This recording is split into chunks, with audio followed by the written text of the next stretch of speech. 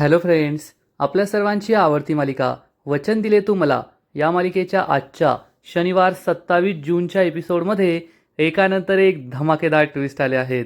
Friends, आजचा episode खूप भारी होता. आजच्या एपिसोडमध्ये मग नेमकं घडलंय तरी काय?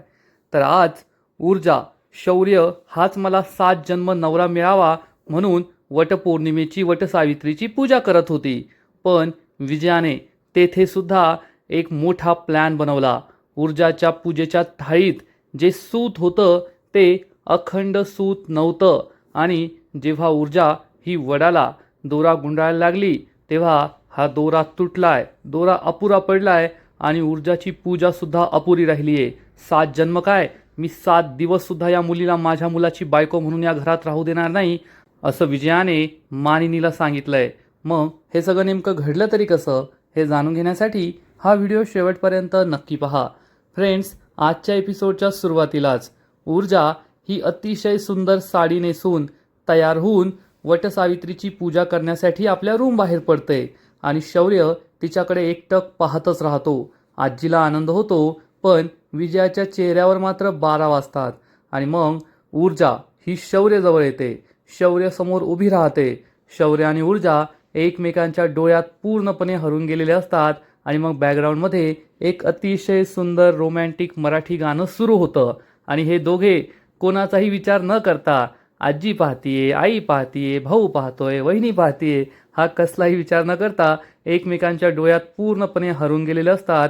शौर्य ऊर्जाकडे पाहतच राहतो. पुन्हा एकदा तिच्या प्रेमात पडतो आणि विजया विचार करते, अरे देवा, ही ऊर्जा तर तयार होऊन आली आहे.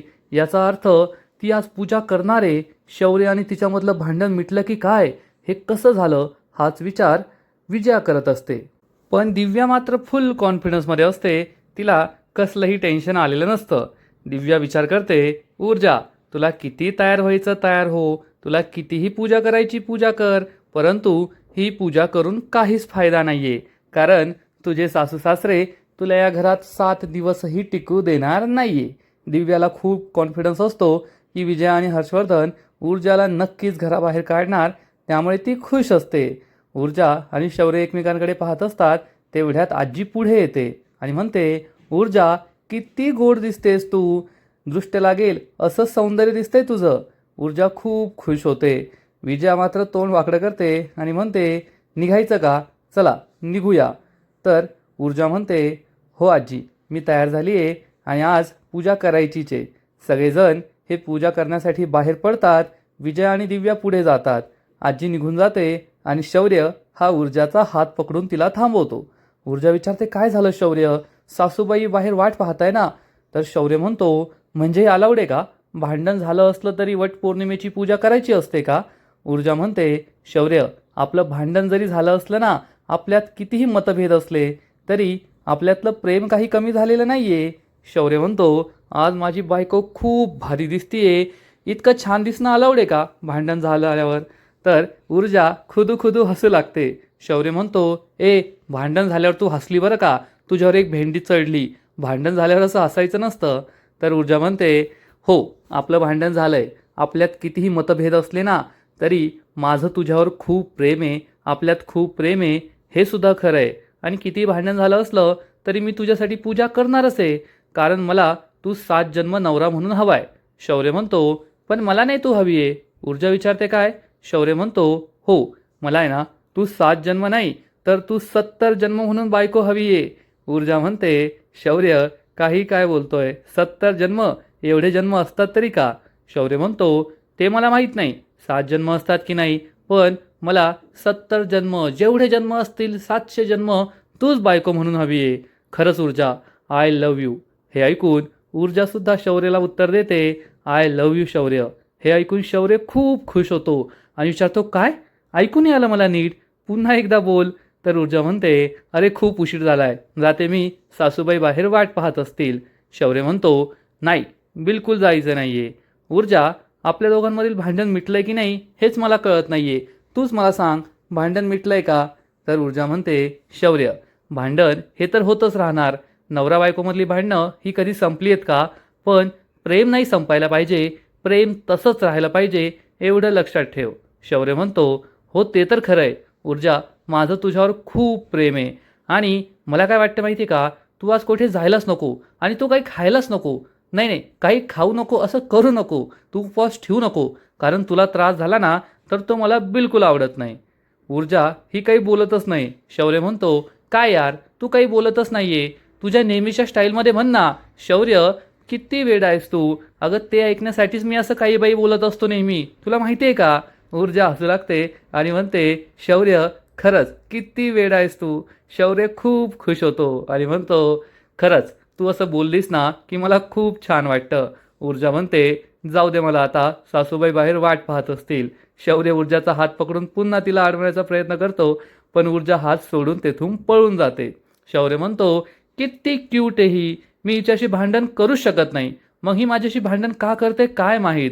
आणि शौर्य हसू लागतो, खूप खुश होतो. आज ऊर्जाला या रूपात पाहून ती माझ्यासाठी पूजा करणार आहे, हा सगळा विचार करून तो खूप खुश असतो. त्याला आनंद झालेला असतो. आणि इकडे विजया ही वटसावित्रीच्या पूजेसाठी ज्या ठिकाणी पूजा करायची आहे तेथे पोहोचते आणि तेथे लग्नानंतर होईलच प्रेम या मालिकेतली मानिनी सुद्धा आलेली असते. विजया आणि मानिनी या दोघी मैत्रिणी आहेत.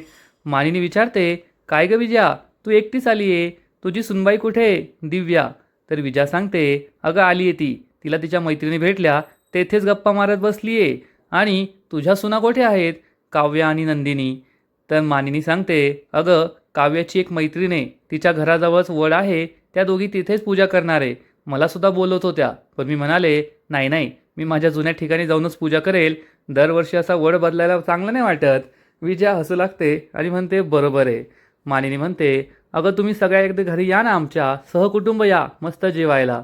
तर विजया म्हणते, "आधी तुम्ही या, मग आम्ही येऊ. आपण आपल्या काव्या आणि नंदिनीचं डोहाळे जेवण सुद्धा करून घेऊ." मानिनी म्हणते, "अगं ही चांगली आयडिया आहे, नक्की करूया." आणि तेवढ्यात दिव्या आणि ऊर्जा तेथे येतात. दिव्या म्हणते, "आई, किती गरम आहे, मला तर ही गरम सहनच होत नाही." मानिनी तिच्याकडे पाहतच राहते आणि ऊर्जा म्हणते, "अगं दिव्या, थोडा वेळ वाट पहा, आपण जायचंच आहे घरी, पूजा झाली की मग घरीच जायचं आहे." आणि तेवढ्यात मानिनी म्हणते, "अगं ऊर्जा, ओळखली की नाही मला?" पण ऊर्जा ओळखत नाही. मानिनी सांगते, "अगं मी मानिनी, जीवाची आई." ऊर्जा म्हणते, "अरे हो काकू." आणि ऊर्जा मानिनीच्या पाया पडते. मानिनी म्हणते, "नाही नाही, आज पाया पडायच्या नसतात. आज नाही, आज फक्त वडाच्या पाया पडायच्या आणि आपल्या नवऱ्यासाठी प्रार्थना करायची, पूजा करायची." "खरंच खूप गोड दिसतेस तू ऊर्जा, खूप छान दिसतेस." मानिनी म्हणते, "दिव्या तू सुद्धा छान दिसतीयेस." दिव्या थँक्यू म्हणते आणि विजयाला मानिनी सांगते, "विजया, तुझ्या दोन्ही सुना खूप छान आहेत बरं का." ऊर्जा आणि दिव्या चांगल्याच मटकतात. मानिनी ऊर्जाचं कौतुक करते. "ऊर्जा, तुझ्याबद्दल खूप ऐकलंय बरं का मी. तू खूप धडाडीची वकील आहे, हे सगळं मला माहिती आहे." पण विजयाला ऊर्जाचं कौतुक काही सहन होत नाही आणि विजया म्हणते, "ऊर्जा, दिव्या, चला आपल्याला पूजेला जायचं आहे ना." आणि या दोघी पुढे निघून जातात. विजयाच्या चेहऱ्यावर 12 वाजलेले असतात हे मानिनीच्या लक्षात येतं. मानिनी विचारते, "काय झालं ग विजया? आत्तापर्यंत ठीक होती, अचानक तुझा चेहरा का उतरला?" तर विजया सांगते, "शौर्याने या मुलीशी लग्न केलेलं मला बिलकुल आवडलेलं नाहीये आणि मी तिला या घरात टिकू देणार नाहीये." मानिनीला मोठा धक्काच बसतो. मानिनी म्हणते, "अगं विजया, हे काय बोलतेस तू? मला माहिती आहे शौर्य आणि ऊर्जाचं लग्न कोणत्या परिस्थितीत झालं, पण आता झालं गेलं विसरून जायचं. खरंच खूप चांगली मुलगी आहे ती. ती सुखाने संसार करतीये आणि आपली मुलं खुश आहेत, यापेक्षा जास्त आपल्याला काय हवं आहे?" विजया ही जास्त वाद घालत नाही आणि म्हणते, "जाऊ दे, चल आपण पूजा करूया." मानिनी म्हणते, "हो, येथे या विषयावर बोलायला नको, नाहीतर कुणी काही ऐकलं तर उगाच प्रॉब्लेम व्हायचा." आणि या दोघीही पूजा करायला जाणार इतक्यात अर्पिता धावत पळत मॉम मॉम करत करत तेथे पोहोचते आणि तिची आई सुवर्णा सुद्धा तिच्या मागे मागे असते. तिला पकडण्याचा प्रयत्न करते आणि अर्पिताला पाहून विजया ऊर्जा यांना मोठा धक्काच बसतो. तर दिव्या मात्र खूप खुश होते, आली ही तमाशा करायला. विजया विचारते, "अर्पिता, तू इथे काय करतीये?" अर्पिता म्हणते, "मॉम, आज वटपौर्णिमा आहे ना, मी शौर्यासाठी उपवास ठेवलाय, मी शौर्यासाठी पूजा करणार आहे." हे ऐकून विजया ऊर्जा दिव्या मानिनी या सगळ्यांना जबर धक्काच बसतो. सुवर्णा सुद्धा खूप घाबरते, दिव्या मात्र खुश होते. मानिनी विचारते, "काय ग विजया, कोण ही मुलगी? आणि तुझी सून तर ऊर्जा आहे ना, मग शौर्य आणि या मुलीचा काय संबंध? ती शौर्यासाठी का उपवास ठेवणार आहे?" विजयाला काय उत्तर द्यावं ते कळतच नाही. दिव्या ही खूप खुश होते आणि म्हणते, अरे वा, याचा अर्थ ही अर्पिता आज येथे सुद्धा तमाशा करणार, तमाशा पाहायला मजा येईल असा विचार करून दिव्या खुश होते. पण मानिनीला काय उत्तर द्यायचं हेच विजयाला कळत नाही. ऊर्जाला सुद्धा खूप राग आलेला असतो. ऊर्जा ही अर्पिताजवळ येते आणि म्हणते, अर्पिता, येथे खूप बायका आहेत, प्लीज तू ही पूजा करू नकोस. अर्पिता विचारते, पण तू कोण आहेस? हे ऐकून सगळ्यांना मोठा धक्काच बसतो. ऊर्जाची बोलतीच बंद होते. दिव्या म्हणते, अगं असं काय करतेस अर्पिता, ही ऊर्जा आहे. तर अर्पिता म्हणते, कोण ऊर्जा? असेल तिच्या घरची, मी नाही तिला ओळखत. ऊर्जाला खूप वाईट वाटतं आणि अर्पिता ही अतिशय उद्धटपणे तिचा अपमान करत असते.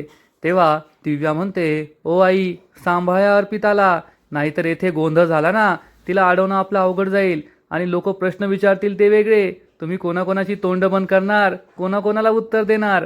विजया खूप घाबरते. अर्पिता मात्र तिच्याच धुंदीत असते. विजया म्हणते, सुवर्णाताई या थोडं बाजूला. आणि विजया सुवर्णाला बाजूला घेऊन जाते आणि विचारते, सुवर्णाताई हे सगळं काय आहे?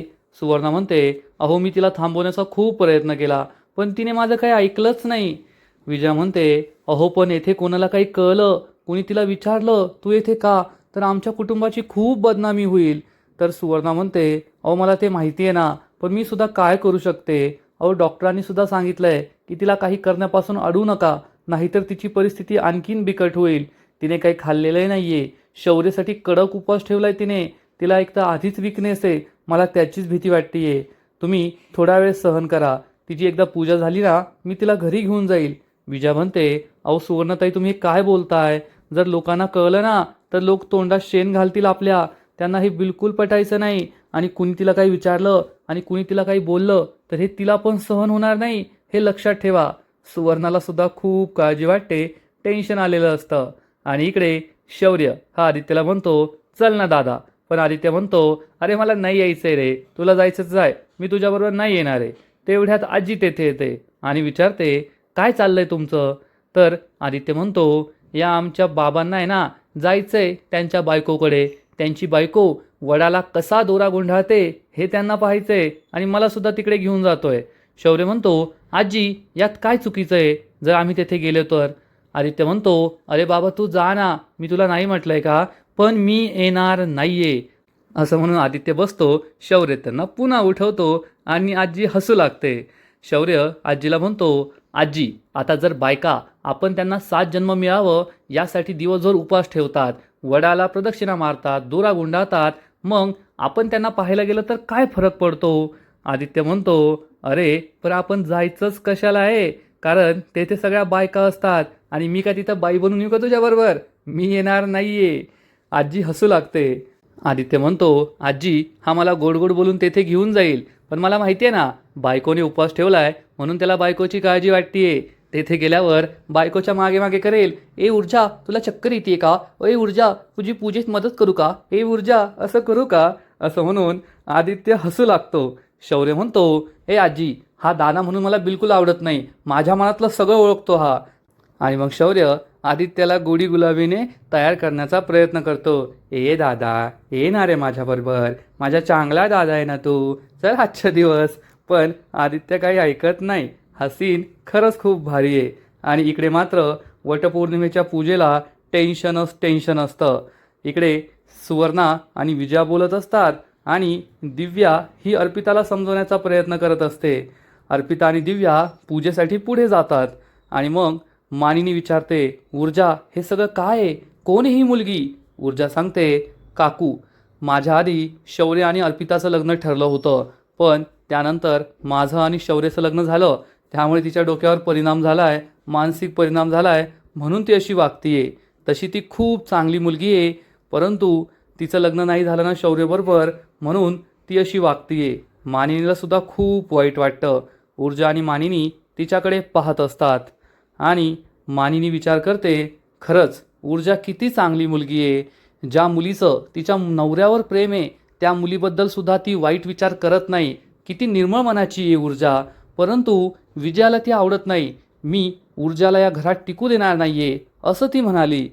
खरंच विजयाला आपल्या सुनेची ओळख नाहीये. तिला हिरा मिळाला हिरा, पण त्या हिऱ्याची किंमत ती करत नाही असा विचार मानिनी करते. मानिनीला सुद्धा वाईट वाटतं आणि तेवढ्यात विजया आणि सुवर्णा पुढे येतात आणि अर्पिताला थांबवतात. अर्पिता थांब, ही पूजा तू करू नकोस, कारण या पूजा फक्त सुवासिनी करतात. तर अर्पिता म्हणते मला माहिती आहे ते. तेवढ्यात मानिनी पुढे येते आणि म्हणते अगं तुझं आणि शौर्याचं अजून लग्न झालेलं नाहीये ना.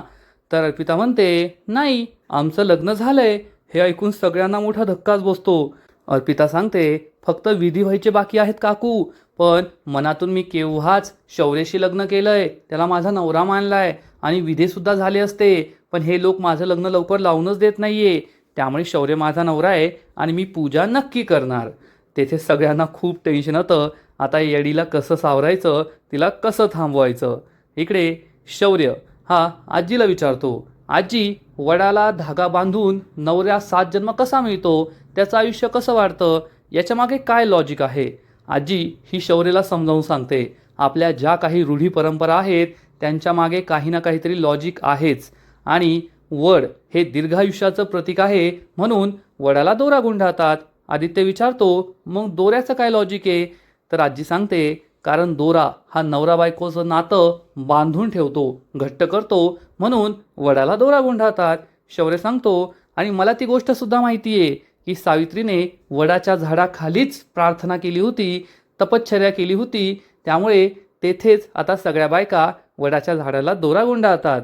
हे ऐकून शौर्य आणि आदित्यला नवीन माहिती मिळालेली असते. आदित्य सांगतो आपल्या शौर्य बाबांनी बायकोसाठी उपवास सुद्धा ठेवलाय. शौर्य म्हणतो नाही, उपवास नाही ठेवला आहे, तशी मला भूक नाही आहे ना, मी सकाळी खूप खाल्लं आहे म्हणून आता मी उपवास ठेवणार आहे.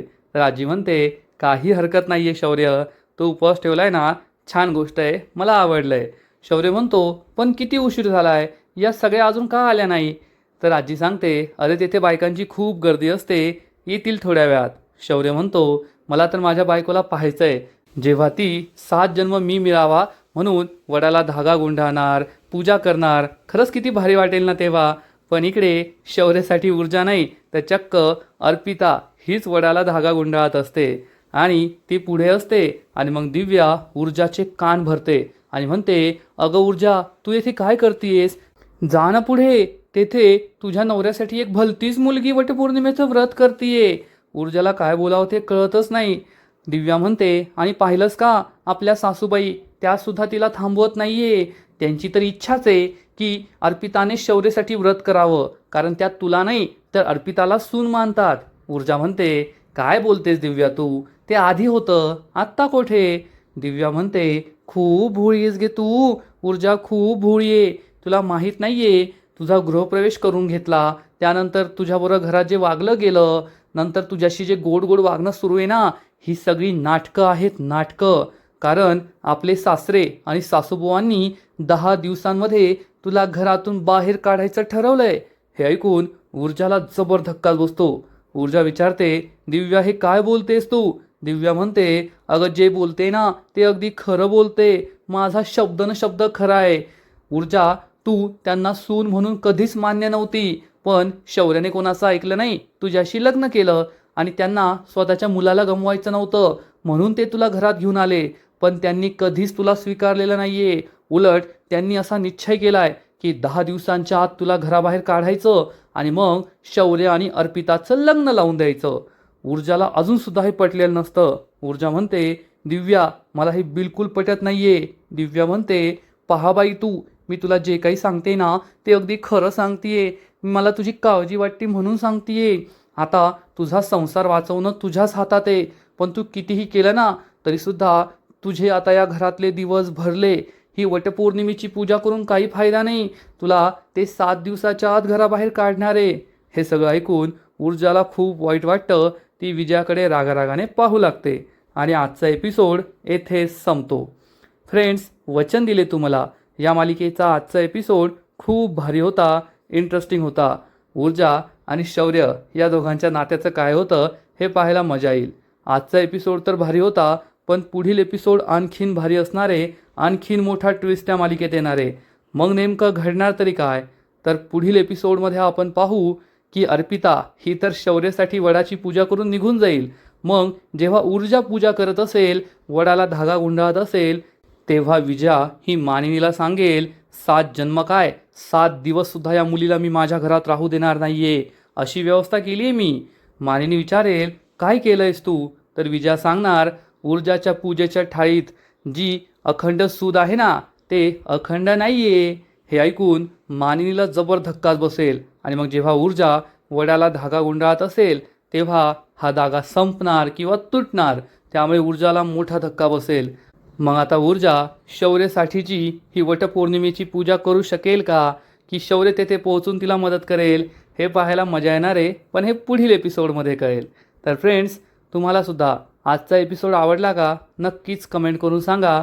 आणि वचन दिले तुम्हाला या मालिकेचे असेच नवीन नवीन एपिसोड, नवीन नवीन अपडेट सर्वात आधी पाहण्यासाठी व्हिडिओला लाईक करा, शेअर करा, चॅनलला सबस्क्राईब करून बेल आयकॉनवर क्लिक करा. म्हणजे या मालिकेचे नवीन नवीन एपिसोड तुम्हाला सर्वात आधी पाहायला मिळतील. खूप खूप खूप धन्यवाद.